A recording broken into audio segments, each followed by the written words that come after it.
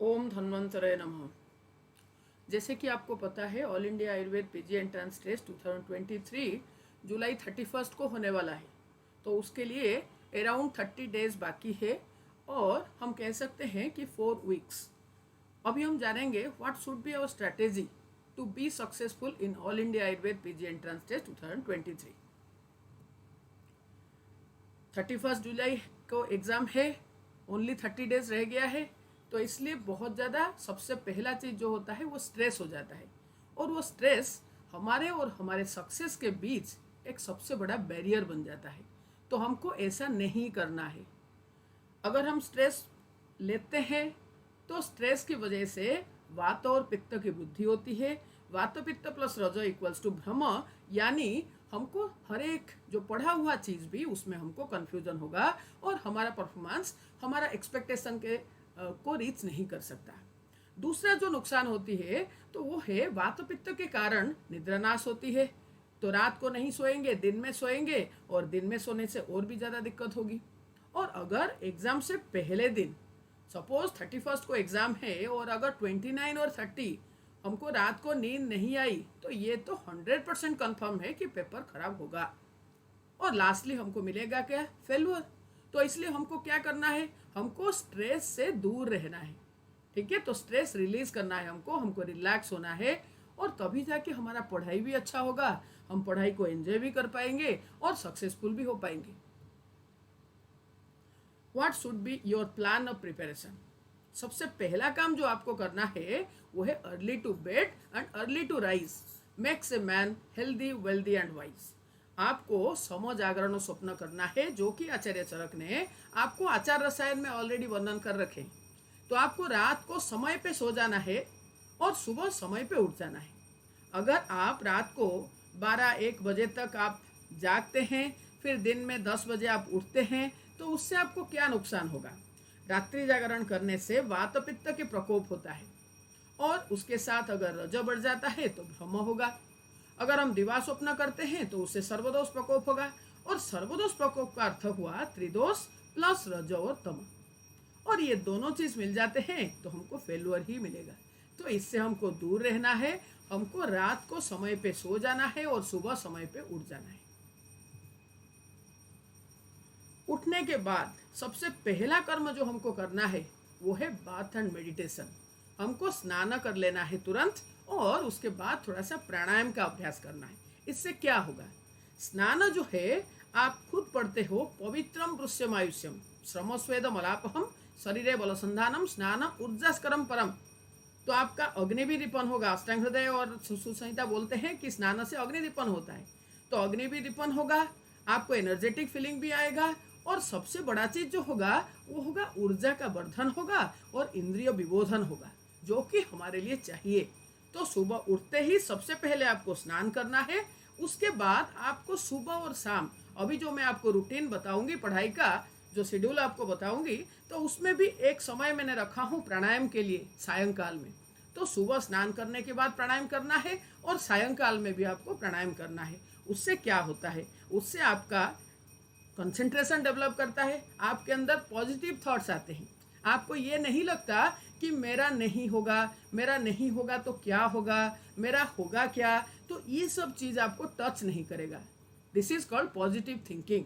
तो आपके अंदर पॉजिटिविटी आएगा, और आपका जो वर्किंग एफिशिएंसी है, working efficiency in the sense कितना समय पढ़ते हो वो नहीं, जितना समय पढ़ते हो उनमें से आप ग्रास्प कितना करते हो, that is called your efficiency in this time period. तो पॉजिटिविटी और एफिशिएंसी ये दोनों आपका बढ़ जाता है, और उससे आपको सक्सेस जल्दी मिलता है, निश्चित मिलता है। थर्ड इज मेध्य रसायन एंड ब्रेकफास्ट। पूजा करने के बाद, प्राणायाम करने के बाद सबसे पहले आपको मेध्य रसायन लेना है। और मेध्य रसायन में क्या लेंगे आप? आपको पता है 4 मेध्य रसायन आचार्य चरक ने बताए हैं, जो कि अवेलेबल है। मंडुगपर्णी गुडुचि, यष्टि मधु शंख पुष्पी, इनमें से कोई भी एक आप ले सकते हो। खाली पेट लेना है, ये रसायन का नियम है।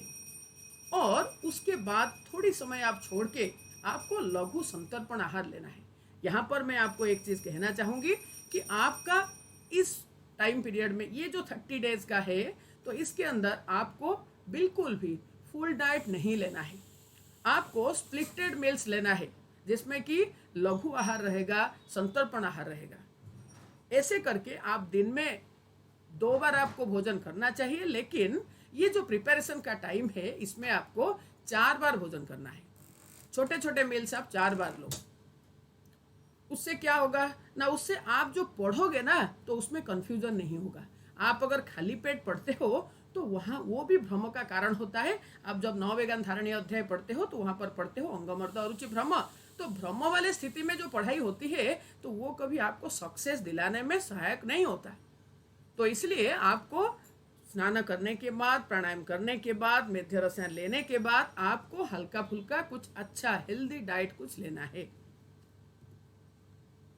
Fourth is make a proper time table and strictly follow this. लोग क्या करते हैं ना, टाइम टेबल बना लेते हैं लेकिन उसको फॉलो नहीं कर पाते हैं। मुश्किल से अगर एक दिन होती है तो उसके बाद फिर वो डिस्टर्ब हो जाता है। उसे नहीं करना है, क्योंकि आप देखना कोई भी एक सक्सेसफुल पर्सन है, उसके पीछे एक डिसिप्लिन लाइफ, एक रूटीन लाइफ, एक routine lifestyle, routine work schedule उनके पीछे कारण निश्चित रहता है। तो आपका जो सब्जेक्ट है वो सबका आप प्रॉपर टाइम टेबल बनाओ और उसको स्ट्रिक्टली फॉलो करो। ये है आपका टाइम टेबल। जो इस वीडियो का सबसे बड़ा उद्देश्य है वो ये है कि अभी के समय में स्ट्रेसफुल माइंड की वजह से स्टूडेंट्स को ये पता नहीं चल पाता है कि हमको कैसे टाइम टेबल कैसे बनाना है, कौन सी सब्जेक्ट को किस समय हम पढ़े, है ना। तो इसलिए आपके लिए एक टाइम टेबल हमने बनाए हैं, आप इसको देख सकते हो। जैसे कि आप सुबह 6 बजे तक आपका ये जो कर्म मैंने कहा, क्या क्या, सुबह उठना है, स्नान करना है, प्राणायाम करना है, मेध्य रसायन लेना है और उसके बाद कुछ लघु संतर्पण भोजन करना है। उसके बाद आप 6 AM तक आपको किताब खोल देना चाहिए। तो 6 से 8 बजे तक आपको चरक सूत्रस्थान पढ़ना है एक दिन। ये मैंने आपको 6 डेज का शेड्यूल बता रही हूँ। उसके नेक्स्ट स्लाइड में आप देखेंगे कि संडे को क्या करना है। तो फर्स्ट डे 6 से 8 आपको चरक सूत्र कवर कर लेना है। उसके नेक्स्ट डे चरक का निदान स्थान प्लस चरक का चिकित्सा का 1 to 10। क्यों 1 to 10? क्योंकि चरक का निदान स्थान में जो ज्वर से लेकर अपस्मार तक वर्णन हुआ है, ये 8 रोगों का चिकित्सा है। चरक चिकित्सा का 3 से लेकर 10 तक, और उससे पहले है रसायनबाजीकरण। इसलिए आपको सेकेंड डे 6 से 8 के अंदर चरक निदान के साथ साथ चरक चिकित्सा का 1 to 10 कवर कर लेना है। उसके साथ क्या होगा ना, चरक निदान में जो पूर्व रूप बताया गया है और जो चिकित्सा सिद्धांत बताया गया है और चिकित्सा स्थान में जो बताया गया है, तो वो चीज़ को आप इकट्ठा कंपेयर करके देख सकते हो। थर्ड डे आपको चरक चिकित्सा का जो रेस्ट पोर्शन है 11 to 30, तो उसको कवर करना है। फोर्थ डे 6 से 8 चरक का विमान स्थान, उसके साथ इंद्रिय और कल्पों को करना है। फिफ्थ डे आपको चरक का शरीर स्थान, सुश्रुत का शरीर स्थान और अष्टांग हृदय शरीर का 1 to 4, और इसको निश्चित कवर करना है, एक ही बार में कवर करना है। एंड सिक्स्थ डे आपको चरक का सिद्धि, जो कि स्नेहन से लेके आपको पंचकर्म तक बताया गया है, तो चरक का सिद्धि स्थान, सुश्रुत चिकित्सा स्थान का 31 to 40 और अष्टांग हृदय सूत्र स्थान का 16 से लेकर 30। तो 16 से 30 के अंदर आप क्या करोगे, जो जो इंपॉर्टेंट पॉइंट्स है तो उस चीज़ को एक ही पेज में लिख देना है। टोटल उसमें 30-40 पॉइंट्स होते हैं, तो उस चीज़ को वहाँ पर अटैच करो और चरक सिद्धि को रीड करो। सुश्रुत चिकित्सा का 31 से 40 पढ़ो। उसके बाद अष्टांग हृदय सूत्र स्थान का जो पंचकर्म से रिलेटेड जो कुछ चरक सुश्रुत से हटके है उस चीज़ को पढ़ लो। नेक्स्ट 8 बजे के बाद आपको आधे घंटे की रिलैक्स करना है, और वो रिलैक्स जो है वो हर एक पर्सन के लिए ना रिलैक्सिंग सोर्स जो है वो अलग होता है। कोई छोटे छोटे नोट्स, छोटे छोटे निमोनिक्स बना के उस रिलैक्स होता है, कोई थोड़ा सा घूम के कुछ पानी वानी पी के ना, थोड़ा सा बच्चों के साथ खेल के, कुछ ड्राइंग करके ऐसे रिलैक्स होते हैं। तो it's up to you to how you can be relaxed. तो उसके नेक्स्ट आपको फिर से शुरू करना है 8:30 to 10:30। तो फर्स्ट डे आप 8:30 to 10:30 के अंदर आपको सुश्रुत सूत्र स्थान का 1 से 35, यहाँ पर बेसिक प्रिंसिपल से, तो यहाँ पर शल्य से रिलेटेड सारे वर्णन जो है वो यहीं पर मिलेगा। तो सुश्रुत सूत्र स्थान का 1 से 35 तक 8:30 से 10:30 के अंदर फर्स्ट डे आपको कवर करना है। सेकेंड डे आपको सुश्रुत संहिता का निदान स्थान जो 16 अध्याय, उसके साथ सुश्रुत चिकित्सा स्थान में 1 से लेके 23 तक निदान स्थान में जो रोग है उसका चिकित्सा वर्णन हुआ। 24 में अनागत बाध प्रतिषेध में दिनचर्या वर्णन कर रहे हैं, और 25 में कर्णपाली रोगों का वर्णन आता है मिश्रक में। तो 1 से 25 आपको सेम डे ही कवर करना है, सो दैट निदान स्थान में आप लक्षण पढ़े, चिकित्सा स्थान में आप उसका चिकित्सा सिद्धांत और चिकित्सा पढ़े, तो it will be easier for you to remember. Third day आपको सुश्रुत उत्तर तंत्र का 27 से लेके 66 करना है। ऐसा क्यों?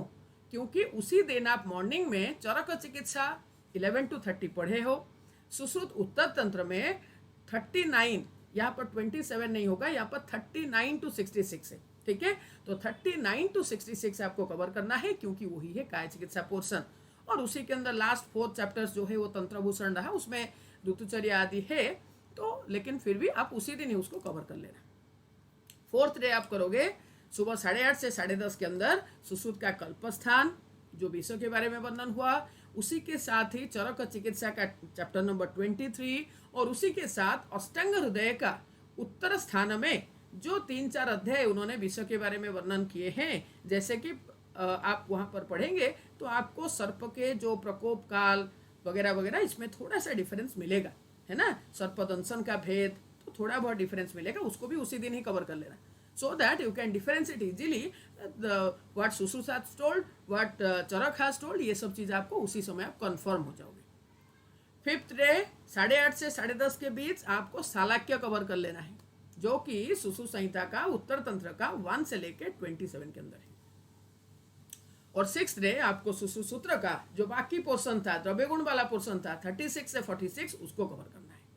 सेम डे नहीं करना, सुश्रुत सूत्र का 1 से 46 वो करेंगे आप 2nd 3rd वीक में, लेकिन अभी फर्स्ट वीक में जो है वो आप फर्स्ट डे करोगे सूत्र स्थान का 1 से 35, और 6th डे करोगे सूत्र का 36 से 46। क्लियर? उसके बाद फिर से आधा घंटे का ब्रेक लोगे, उसके नेक्स्ट फिर आप स्टार्ट करोगे 11 से, तो 11 से लेके 12:30, 11 से 12:30 तक आप फर्स्ट डे रसशास्त्र पढ़ोगे। रसशास्त्र में पहले आपको परिभाषा, पारद और रत्न, इतना चीज आपको कवर करना है, परिभाषा, पारद और रत्न।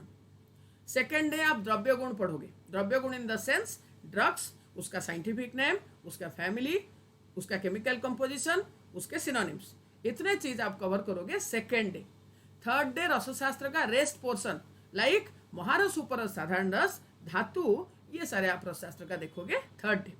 फोर्थ डे भाव प्रकाश, यानी भाव प्रकाश का जो संहिता वाला पोर्शन है, कि जो क्या बृहत्रयी से कुछ डिफरेंट बताए हैं, जैसे कि ऋतु हरित की है, जैसे कि प्रतिनिधि द्रव्य है ना, तो ये सारे चीज में जो डिफरेंस है भाव प्रकाश का, उस चीज को पढ़ना है फोर्थ डे। फिफ्थ डे आपको 11 से 12:30 के अंदर काश्यप को कवर करना है। 6th डे आपको आयुर्वेद इतिहास और पदार्थ विज्ञान, इसको सिर्फ रीड करना है। नेक्स्ट 12:30 से लेके 2 बजे तक, तो ये जो समय है आपका भोजन करने का है, और उस समय आपको जो डिफिकल्ट लगता है, जो कि नेक्स्ट स्लाइड में मैं आपको बताऊंगी, तो जो आपको डिफिकल्ट लगता है ना, तो उस चीज को उस समय रीड करना है। फिर 2 बजे से लेके 4 बजे तक, और याद रखना कि 12:30 से 1 के अंदर आपको भोजन कर लेना है, ठीक है। जो आपका लंच है तो वो होना चाहिए 12:30 से 1 के अंदर। फिर 2 से 4 एवरी डे आपको एक क्वेश्चन पेपर सॉल्व करना है, जो कि एक आइडियल पेपर हो, 120 क्वेश्चन का हो, ऑल सब्जेक्ट का हो, और जैसे क्वेश्चन पैटर्न चेंज होके हुआ है लास्ट 2 ईयर से, तो ऐसे पैटर्न का पेपर आपको सॉल्व करना है। नेक्स्ट 4 to 5 आपको फर्स्ट डे अष्टांग हृदय उत्तर तंत्र का 1st, 2nd, 21, 31, 40, ये चैप्टर्स को आपको रीड करना है, इसलिए 1 घंटा समय रखा हूँ। बालोपचरणीय अध्याय, बालामय प्रतिषेध, क्षुद्र रोग, मुख रोग और बीज पोषण अध्याय जो है, उसमें उन्होंने अग्र प्रकरण वर्णन कर रखे हैं, तो इसलिए ये पोर्शन को आपको 4 to 5 PM में उसको रीड करना है। क्योंकि जो सूर्यास्त जब हो जाता है उसके बाद हमारा जो ग्रास्पिंग कैपेसिटी है, तो वो चीज़ थोड़ा सा डाउन हो जाता है, क्योंकि दिन भर हमने मेहनत की है, तो इसलिए ये समय आपको हल्का रखना है। ऑलरेडी चरक आपने पढ़ रखे हैं, तो अष्टांग हृदय जो है वो चरक पढ़ने के बाद पढ़ने से थोड़ा सा आसान हो जाता है, ठीक है। सेकेंड डे आपको करना है बाल रोग, तो बाल रोग में आपको क्या करना है ना, बाल रोग में माधव निदान में जो पारिगर्भिक आदि का वर्णन हुआ, अष्टांग हृदय में जो बालोपचरणीय बालामय प्रतिषेध में वर्णन हुआ, बालशोष आदि, काश्यप संहिता में जो फक्क आदि वेदनाध्याय है ना, तो ये सारे रोग जो है उसको आपको बाल रोग में कर लेना है, इंक्लूडिंग योर जातक कर्म एंड संस्कार। थर्ड डे आपको प्रसूत तंत्र स्त्री रोग करना है, तो प्रसूत तंत्र स्त्री रोग में चरक संहिता का शरीर स्थान का 8th chapter, 3rd chapter, 4th chapter, Sushruta Samhita का 2nd, 3rd, 4th, फिर लास्ट चैप्टर 10th चैप्टर, तो ये आपको प्रसूत तंत्र स्त्री रोग में करना है, प्लस सुश्रुत का योनि व्यापद, चरक का योनि व्यापद और अष्टांग हृदय का योनि व्यापद। 4th में शारीरिक क्रिया करना है, तो शारीरिक क्रिया के अंदर क्या आता है, शारीरिक क्रिया के अंदर अग्नि वाला कंसेप्ट, त्रिदोष आएगा, 7 धातु आएगा, त्रिमल आएगा, डाइजेस्टिव सिस्टम आएगा जो कि चरक ने ग्रहणी में वर्णन किए हैं, जो सारंगधर ने रेस्पिरेटरी सिस्टम के बारे में बताए हैं, तो वो श्लोकों के साथ उसको देखना। तो ये सब आता है शारीरिक क्रिया में। अंजलि प्रमाण आएगा, तो ये सारे आएगा शारीरिक क्रिया में, तो उसको एक बार रिवाइज करो। नेक्स्ट शारीर रचना, तो उसमें आपको पूरा का पूरा सुश्रुत शारीर स्थान का मर्म है, सिरा है, धमनी है, गर्भ व्याकरण है, तो ये सब चीज को आपको देखना है। और उसके साथ साथ चरक में जो संख्या शरीर है उसको देखना है, अष्टांग हृदय का जो मर्म वाला पोर्शन है उसको देखना है। 6th डे आपको अगत तंत्र करना है, सेम चीज आप सुश्रुत का कल्प को एक बार देख लो, आप चरक का चिकित्सा का 23 देख लो, अष्टांग हृदय का जो ऑलरेडी पढ़ रखे हो उसको देख लो ताकि वो रिवाइज हो जाएगा, और उसके साथ साथ कुछ मॉडर्न का अगत तंत्र का आप टॉक्सिकोलॉजी का आप देख लो। नेक्स्ट 5 to 6 आपको एवरीडे मॉडर्न कवर करना है। तो मॉडर्न को हमने यहाँ पर 6 भाग में डिवाइड किए।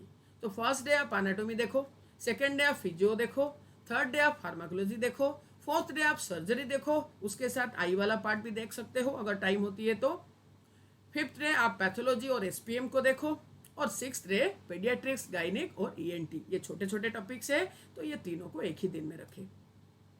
आपका मोटिव क्या होना चाहिए ना कि एक बड़ा टॉपिक रखेंगे उसके साथ एक छोटा टॉपिक, और उसको सिर्फ रीड करना है। सपोज उसको रीड करने के लिए दोनों टॉपिक को आपको समय लगा 35 मिनट्स और 40 मिनट्स, और बाकी 20 मिनट्स बच रहा है, तो वो 20 मिनट्स में क्या करोगे ना, पूरा का पूरा जो है जिसमें जो सबसे इंपॉर्टेंट टॉपिक है, सबसे इंपॉर्टेंट वर्ड्स है, तो उस चीज को रीड करते हुए उस 20 मिनट्स को बिताना है आपको। ठीक है, तो ऐसे करके आपको मॉडर्न कवर करना है।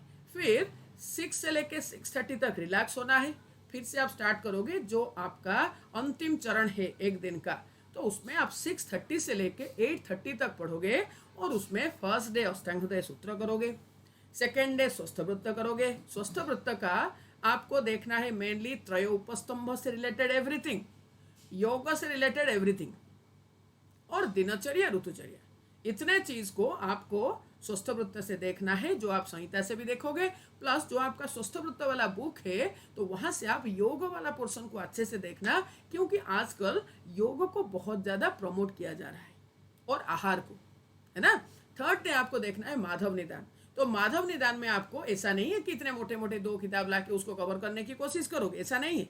माधव निदान में आपको उसी को देखना है जो चरक सुश्रुत अष्टांग हृदय से हटके है ना। सपोज नील पुष्प प्रतिकाश, सपोज पारिगर्भिक रोग, सपोज योनिकंद, सपोज संग्रह ग्रहणी, सपोज घटियंत्र ग्रहणी, तो ये सारे चीज जो है ये माधव निदान का विशेषत्व है।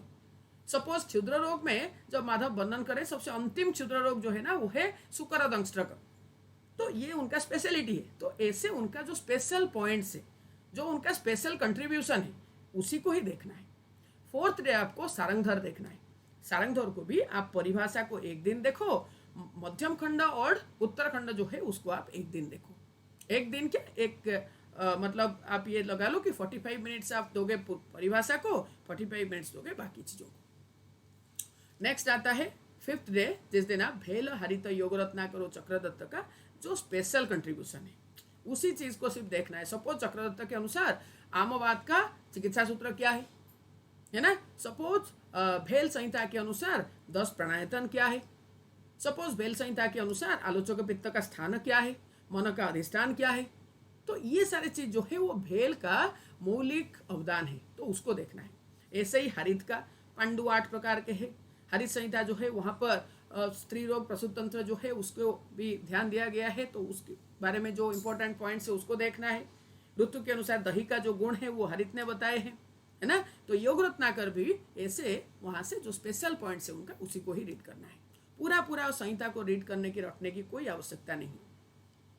एंड जो लास्ट डे बच रहा है तो उसमें आप क्या करोगे ना, जो 6th डे का 6:30 से लेके 8:30 और जो मैं आपको दिया हूँ 12:30 से लेके 2 बजे तक का टाइम, ये सब में आपको ये जो शेड्यूल में करते करते जहाँ पर आपका कुछ पोर्शन बच रहा है, एक डायरी रखो, वहाँ पर तुरंत लिखो कि मेरा चरक सूत्र का लास्ट 2 चैप्टर रह गया, मेरा द्रव्य गुण का लास्ट 10 ड्रग्स रह गया, तो इसको लिखो। लिख के वो जो 12:30 से लेके 2 बजे और 6th डे का जो 6:30 से लेके 8:30 बजे और बीच बीच में जो आपका आधे घंटे का रिलैक्सेशन दिया हूँ, 10 मिनट रिलैक्स रहो, बाकी जो 20 मिनट्स में उसको कवर करो। ऐसे करके आप 6 डेज में आपका पूरा पूरा सिलेबस को एक बार आपने कवर किए।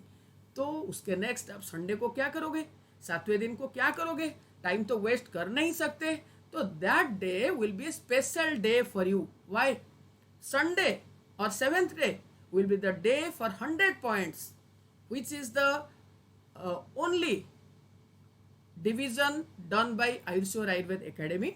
और ये जो 100 पॉइंट्स है इसका क्या स्पेशलिटी है, मैं क्यों 100 पॉइंट्स के ऊपर फोकस कर रही हूँ, क्योंकि पूरा सिलेबस को आयुर्वेद आयुर्वेद एकेडमी ने 100 पॉइंट्स में डिवाइड कर रखा है, जिसको कि आप अच्छे तरीके से करने से आपके कोई भी एग्जाम आप लिखते हो 60% क्वेश्चन का जो बेसिक्स है तो वो इसी से ही आपको 100 पॉइंट से ही मिलेगा। It will boost up your confidence. तो इसलिए 7th डे अगर आप मंडे से स्टार्ट करते हो then 7th day will be your Sunday, और आप जिस दिन स्टार्ट करते हो उसके 7th डे आप रखो purely for 100 points of Ayurveda Ayurveda academy. It will boost up your confidence और आपका जो सक्सेसफुल होने का संभावना है उसको ये और बढ़ा देता है। वंस आप उसको करो उसके बाद you will realise. Make a balance, this slide is also very important. तो आप एक चार्ट बनाओ, उसमें पूरा सिलेबस को लिखो, उनमें से आप लिखो ऐसा कौन कौन सा टॉपिक्स है जो आपके लिए इजी है। मीन्स कुछ भी क्वेश्चन आएगा आपका वो सही होगा, वो गलत हो नहीं सकता। और दूसरा कैटेगरी जो है डिफिकल्ट टॉपिक्स, जिस सब्जेक्ट से जिस टॉपिक से आपको भय होता है, आप प्रे करते हो कि इस टॉपिक से क्वेश्चन ना आए, जो टॉपिक आपके लिए डिफिकल्ट भी है और आपका कॉन्फिडेंस को कम करता है, तो उसका नाम लिखो और उसी के ऊपर ही ज़्यादा फोकस करो। जैसे मैंने आपको फर्स्ट डे बताया, फर्स्ट वीक का बताया, तो उसमें जो जहाँ जहाँ पर आपका समय बच रहा है या फिर जो कलम में मैंने रखा हूँ कि यहाँ पर कुछ नहीं है, आपको एडजस्ट करना है, तो एडजस्टमेंट के टाइम पे आपको यही सब काम करना है। जो डिफिकल्ट टॉपिक्स है तो उसको और एक बार रीड करो, क्योंकि आपका डिफिकल्ट टॉपिक्स ये 6 डेज के अंदर तो कवर हुआ ही होगा, तो उसको बस और एक बार एक फिनिशिंग टच देना है। ठीक है, तो gradually make this easy for you by repeated revision only. और इजी टॉपिक्स जो है उसको रेगुलर इंटरवल में उसको थोड़ा सा देख लो, हल्का फुल्का रिवीजन कर लो, ताकि वो आपका वीक टॉपिक में आपका डिफिकल्ट पोर्शन में ना आ जाए, आप उसमें कंफ्यूजन आपका ना हो। Every day solve question papers, इससे क्या होगा ना, minimise doing easy questions wrong, इसका अभ्यास करना है आपको। अगर आप इजी क्वेश्चन रॉन्ग करते हो तो आपका सक्सेसफुल होने का संभावना कम होता है, उतना आप जितना इजी क्वेश्चन गलत करोगे उतना नीचे जाओगे। लेकिन यस, हर एक व्यक्ति के लिए 3 क्वेश्चन तक, 2-3 इजी क्वेश्चन तो गलत हो ही जाते हैं, that is excusable, that is manageable, लेकिन कोशिश ये करना है कि इजी क्वेश्चन बिल्कुल भी गलत ना हो। Your competition is with you only. आपका पोटेंशियल, आपका हार्डवर्क के अनुसार अगर आप क्वेश्चन पेपर को जस्टिस दे पाए then you must be successful. Focus, concentrate and improve yourself. Every day you focus. What is your lacuna? What is your weak points? Focus upon that. Then you must improve. Work on your weak subjects repeatedly. Question paper solve करते समय every day you write down कि आपका कौन कौन सा question गलत हुआ और उसके साइड में लिखो उसका कारण क्या रहा। कंफ्यूजन रहा, आप इसको पढ़े नहीं थे, जल्दबाजी रहा, क्वेश्चन समझ में नहीं आया, व्हाट इज द रीजन। जो रीजन है उसको तुरंत निवारण करो, नेक्स्ट एग्जाम में वो गलती होना नहीं चाहिए। टेक ए ब्रेक, आप एवरी 2 आवर्स और 1.5 आवर जो आपका शेड्यूल दिया गया उसके बाद एक ब्रेक लो और आपको अगर स्ट्रेसफुल लग रहा है तो उस समय भी आप थोड़ा सा पढ़ाई से दूर जाके थोड़ा सा रिलैक्स हो जाओ। लेकिन हमेशा याद रखना है, स्ट्रेस कभी किसी को सक्सेसफुल करने नहीं देता। It is like cancer. तो आपको स्ट्रेस नहीं लेना है। Today is your opportunity to build the tomorrow you want. और यहाँ पर एक चीज मैं कहना चाहूंगी कि मैंने जो आपको शेड्यूल बना के दिया हूं वो है रात को 8:30 बजे तक। Then what next? 8:30 बजे से लेके आप you will be prepared for a good sleep. Because sleep के लिए आपको चाहिए कि आपका इंद्रिय जो है विषय से भिन्न होना। विषयभ्य निवर्तन्ते तदा स्वपिति मानव। फर्स्ट लाइन जो है वो तो सेटिस्फाइड हो गया है। जो आपका शेड्यूल है उसको अगर आप पालन किए तो फर्स्ट कंडीशन जो निद्रा के लिए है वो आपका सेटिस्फाइड हो चुका है। जो सेकंड है विषयभ्य निवर्तन्ते, बिकॉज थॉट प्रोसेस ऐसा प्रोसेस नहीं है कि आप स्विच ऑन करोगे स्टार्ट हो जाएगा, ऑफ करोगे बंद हो जाएगा, है ना। तो उसका एक इनर्शिया होता है। तो उसको विच्छिन्न करने के लिए आप थोड़ा सा समय लोगे। इसीलिए बच्चे बोलते हैं कि हम 10:30 बजे बेड में जाते हैं, नींद आती है 12 बजे, क्योंकि उनका वो इनर्शिया स्टॉप होने के लिए ना समय लग जाता है। तो इसलिए 8:30 बजे के अंदर आप क्या करोगे ना, पढ़ाई का जो एक प्रेशर, एक फोर्स आपका चल रहा है तो उसको धीरे धीरे कम करो। थोड़ा सा चिंतन करो, मनन करो, क्या पढ़ा ना, क्या रहा, आज का दिन कैसा रहा, कल और कैसे बढ़िया कर सकते हैं, उसके बारे में सोचो। और उसके बाद आप ये मेक श्योर कि आप 10 PM तक आप एक गुड स्लीप में आ गए हो। क्योंकि 10 से लेके 5:30 तक तो इतना समय का स्लीप आपके लिए बहुत जरूरी है, ठीक है। और good sleep is more essential for you than a good diet. Good luck for your exam and do the best. Online and offline batch for All India Ayurveda PG Entrance Test 2024 is going to be started from 3rd August of 2023. If any one of you is interested, then you can contact or WhatsApp to 9654221300 or 8532802723. Wish you all the best. God bless you. Jai Dhanwad.